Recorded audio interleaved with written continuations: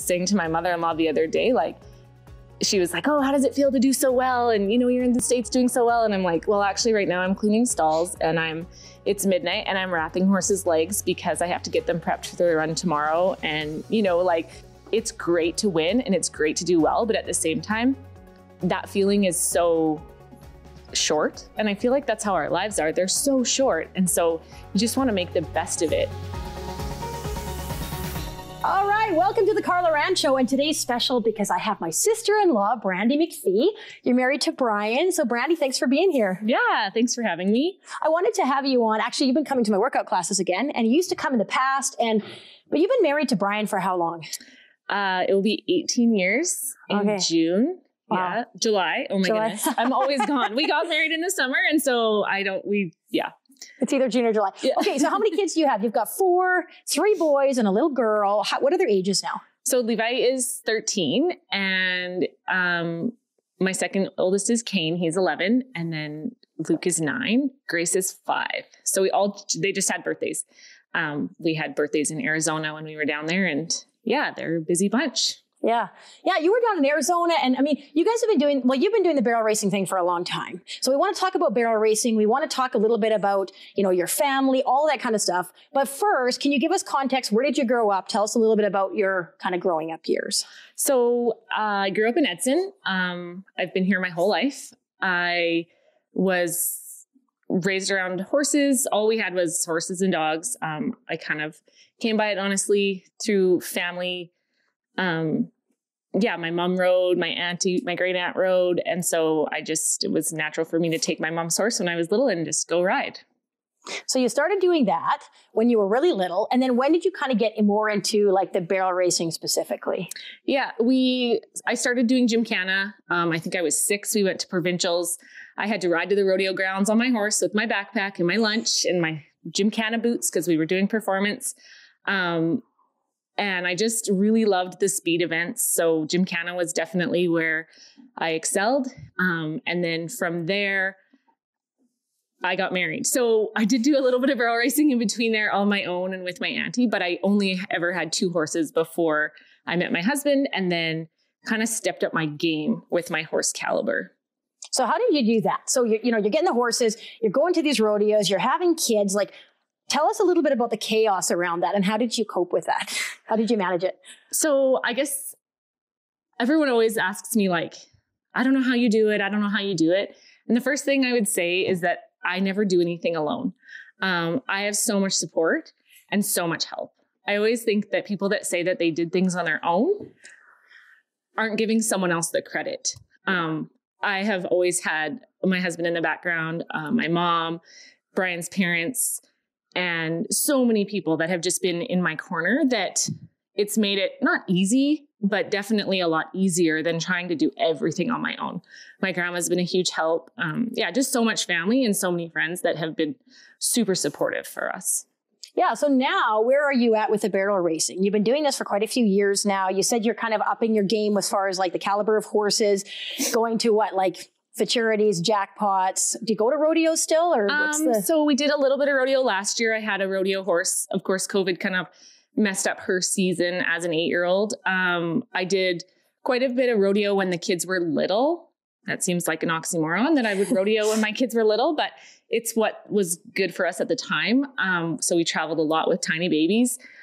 But now, I've kind of found my niche with futurity horses and training futurity horses. So what that is 5-year-olds, 6-year-olds, and 7-year-olds, and they compete in smaller groups, not against the open horses. So we train the young horses bred specifically for barrel racing and compete against those ones, kind of more elite barrel races. So we've been traveling. A couple years ago, we started going down to the States. I went to Montana and I had this little horse, and I mean, she was bred well for Canada, but I got there and I seen these big, fancy, shiny horses. It was spring, so my horse was a little bit dusty and hairy, and I just felt so out of my league. I'd brought my grandma and my little girl with me and Gracie, and I was just like, oh my goodness, what am I doing here? I heard the times and I'm like, there's no way that we're going to do what we're expected to do down here, and just a lot of pressure because now I've uprooted all my family again and drove them across, the continent to get to this barrel race. So, Kidda did amazing. We ended up running our fastest times. We were right up there placing in each go. And yeah, she was unreal. So she kind of really stepped up my game by going into the States. And so from there, we've just ended up with different horses. My husband is very bold, so he'll speak to anyone. He's like Carla, he talks to anyone.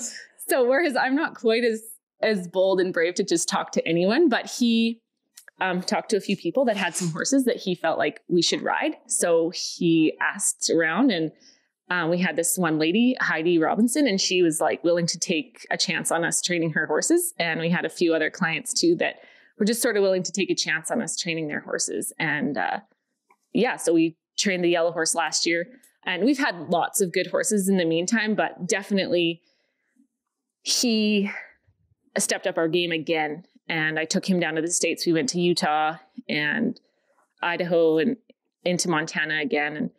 And he just did so well for us. It was really exciting. So how do you keep the horses in shape? And then I want you to tell us how you keep yourself in shape. I'd like to say I'm better at it than I am. I was doing really well at keeping myself in really good shape. People are always like, oh, you've got 4 kids and I don't know how you do it. And I don't know, I just, try to eat really healthy, try to be healthy on the road, be really mindful of what we are doing on the road. Because we do so much driving. Sometimes a couple of weeks ago, we were at a barrel race and it was cold, and Brian was warming up my horse because he was tuning it, and I'm doing jumping jacks in the horse trailer because I needed to be warm. I need to be warmed up. And if I can't warm up on my horse, then I warm up in the trailer, beside the trailer, whatever. I had hurt my back this winter and was stretching on a saddle blanket beside the trailer because I needed to be sure that I was looking after myself as much as my horses. So how often do you have to ride these horses to keep them in shape? I mean, obviously you can't just jump on them at a barrel racing. Sometimes we do. Sometimes we've been called up to just jump on a horse here and there. And sometimes that goes really well for us and sometimes it doesn't. But most of the time, we like to train them from ground zero or close to that. So we ride them pretty much every day. Usually they'll get the weekend off, or we try to take Sundays off if we can. That's not always the case, but we definitely they need to be in optimal condition. We don't ever ride anything before 6 weeks. Or run anything that hasn't had 6 weeks of workouts. And so what do you do? I mean, I know you've done running, you've done my workouts before. So when you're in Edson, you'll try to, you'll get into my classes or whatever. Do you do anything else specific, or you just try to stay active and just stay strong? Yeah, I love to go to classes. I'm super competitive. So group classes are definitely my game. I mean, it kills me if this person in front of me has lifted heavier weights and I have to go down in weight, but I mean, you don't want to hurt yourself either. So, but at home, I make sure we do a ton of walking. The horses are far from our barn, so we're always walking. And when I can, and when I'll just run there or run here, or just, definitely being mindful of what my body's doing and how much energy I need to use. And just kind of look alive, make it happen. And I think too, when you're riding horses the way that you guys ride them, because it's not like you're just going for a trail ride.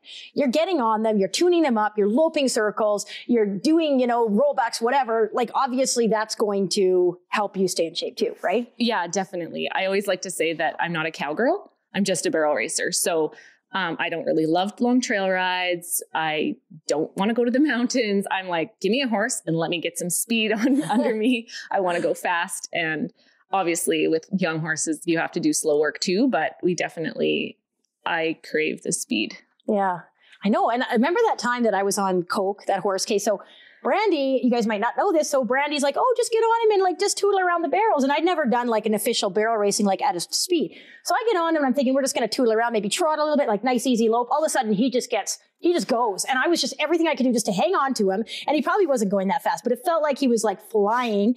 And I was done. I was just okay, we're done. And so I guess I don't crave speed maybe the way you do, or at least maybe it would have been nice to gradually get into it. I felt like you were a good rider and that you'd just be able to I'd be able to handle it. And you did fine. I didn't fall off. No. But yeah. It was fun. I keep looking back. I always look back at that and I kind of laugh because I mean, obviously it's not like I fell off or anything, but it was quite funny because I was like, okay, this horse, like they get kind of hot when they see the barrels and they know what to do. They're like, we're going to go. So you wouldn't want to put like a little kid or somebody that's green on a horse and show them the barrels. Probably not a good idea. Yeah, no, we definitely want our horses to take responsibility for their job out there. I also want them to be user friendly. So my horses might not be as aggressive sometimes as certain horses when someone else will get them. I want them to not leave their person in the dust if I can help it, especially when we're selling them.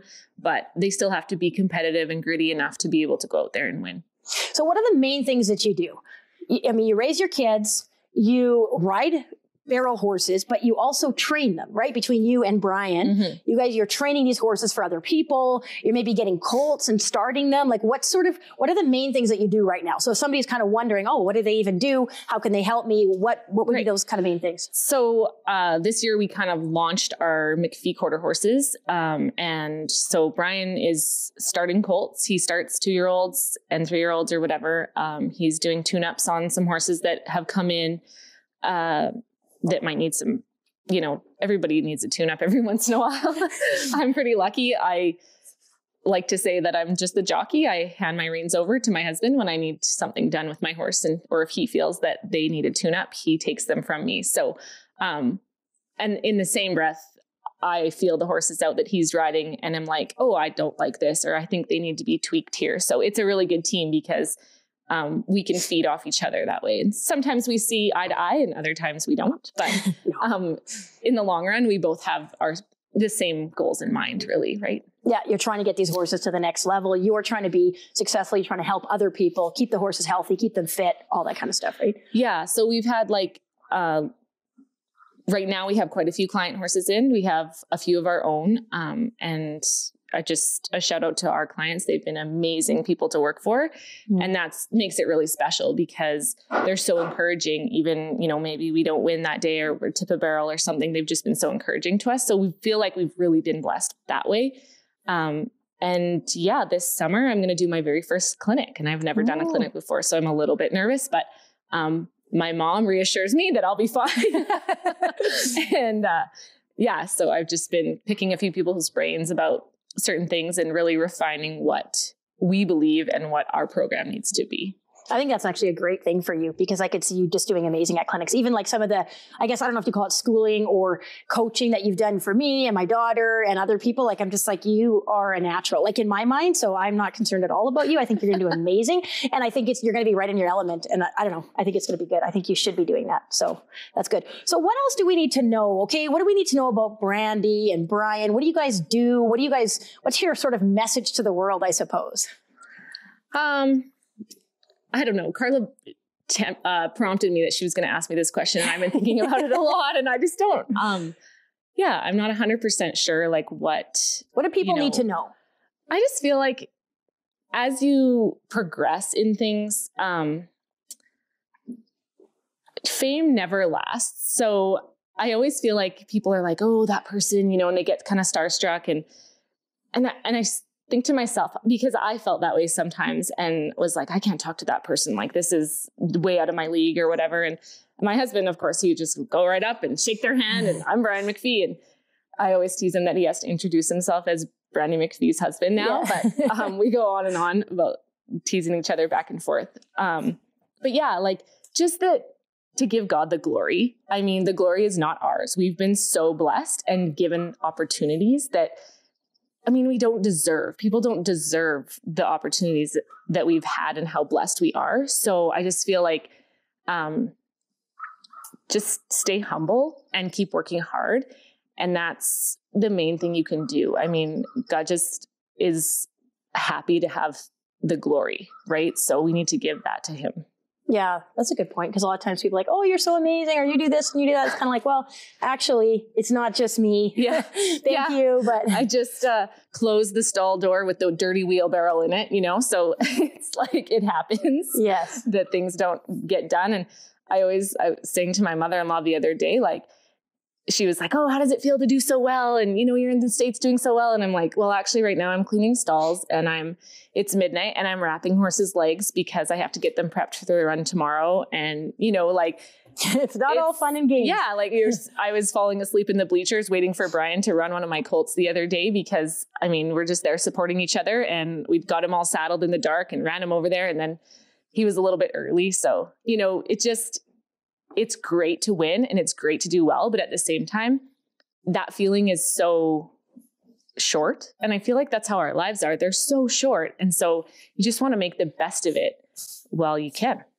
So what do you think? So like if there's somebody watching this or listening to this, and maybe they're young and they're getting into barrel racing, they're just kind of maybe getting started or they have like some goals and ideas. What do they need to know to kind of get started on a path that's going to help them be successful? Kind of a big question. Yeah, that is a big question. I guess it depends. Everybody starts out somewhere. And that's the biggest thing. Like I always think, you see these posts on Facebook about like these big fancy trailers and all these big fancy horses and stuff. And literally some people start that way and that's okay. They just get the stuff and go and they do well. And some people have to work from ground zero, but it doesn't mean that either one isn't deserving of that, right? Like we started from ground zero, or I did, riding my mom's horse to the rodeo grounds and having to hitchhike rides. I had to ride from Edson to Medicine Lodge at one point because I needed to hitch a ride. So my horse had to ride like a long ways before he even got a trailer ride. And he was, I think, 26 years old. But someone pulls up in a big fancy rig, which we've also had at certain times. And, you never know anyone's story. So I always feel like just be happy that they're there doing what they're doing and for the level that they're at. Never feel like you're not good enough, regardless of where you are, because everyone's paid the same money to get there. And everyone most likely has worked just as hard to be there. Mm-hmm. That's a good point. Yeah. So anything else that we haven't talked about yet that you think that you would like to share? Yeah, I don't know. I think just keep working hard. If you want a barrel race and you have questions, you could talk to Brian or I. He'll definitely tell you more than I will. And I think that it's been a great opportunity for Carla to visit with me again about what we're doing and just to really think about what you're doing and why you're doing it. Cause that's important. To evaluate and reflect and all of that kind of stuff. And I think it's neat too, because I've been able to see you guys too, like when you got, you train your first horse and you do the first things and everything's just, you're learning and you're growing, but it's like, you just keep going forward, you keep going forward. And I think too, like you've touched on this, is like making those connections, right? Like maybe if you weren't married to Brian and he, you wouldn't be so bold, maybe you wouldn't have gotten as far, but he's willing to just go and introduce himself to anybody and look for opportunities, right? Oh, for sure. Yeah. Yeah. He definitely sees the big picture in things. He always tells me that I'd still be driving, rickety little rig down with my one horse in the back and, we'd be all crippled, and he's always looking for the next thing. And I think, we had in Arizona this year when we were down there, we had this little piece of cactus and it was like hanging from our rearview mirror and it just sort of turned and the kids were like, look, it's an arrow. So we were just following God's direction and where we should go and how we should do things. And our big motto when we were down there was to just keep moving forward, because when we unload, it looks like our truck throws up, right? Like we just have stuff everywhere, the boys' bronc gear and like my saddles and Brian's stuff. And we just end up a mess. So we're always like, keep it together and keep moving forward. So yeah, that was kind of our calling this year and our motto. And how long were you down in Arizona for? We were down there for 6 months. Yeah. Or 5. Okay. Yeah. We started out in Vegas. Levi had made the world finals in the mini bronc riding in the bareback and saddle bronc. So we started there. And because he was going down there, I thought there's a big barrel race down there. I should enter it. But entering that barrel race, I had a stacked team. I had Kidda and Guy, and they had done so well in the fall. But I sold them both. So then I started with brand new horses that had only been cracked out on November 15th. And the barrel race was like December 4th or something like that. So I was starting with brand new horses that I'd hardly ran and was going into it pretty shaky. Yeah, into my year. But you learned a lot down there. You got to meet a bunch of people. You got some nice weather. You guys came back with a little bit of a tan, so I'm a little jealous. I feel like I'm fading now. I'm fading fast in the snowstorm. Oh, I know. It's crazy. Well, anyways, thanks, Brandy. It's been nice having this conversation. And all the best for you guys, you know, like with the family and with the barrel racing, with the horse training and all the stuff that you're doing. It's really cool to see you guys just keep leveling up and keep growing and learning and growing together and seeing the family, like your kids helping out and riding the horses and doing the mini broncs. Like it's cool to see what you guys have created and what you've accomplished. So congratulations. Hey, it's Carla. Thanks so much for listening to the podcast today. I have 3 things I want to tell you about myself. But first, please go check out my company, Power Fitness Online. PowerFitnessOnline.com or Power Fitness Online, Facebook or Instagram. What I do there is I help you, I train you so you can get fit, strong, healthy, have energy, feel good, and be at your best. Because in this life, we want to be at our best. I do, you do, we all do. So here's 3 facts about myself. Number 1, I've been a fitness trainer for 20 years. Yes, 20 years. Number 2, I'm 5'4" 3/4, not 5'4.5", none of that. 5'4" 3/4. Number 3, I have 6 kids. Yes, they're all my own. None of them were twins. They're all my own. I had them one at a time. And I love my kids so much. So remember, go to powerfitnessonline.com if you want to get fit and stay fit.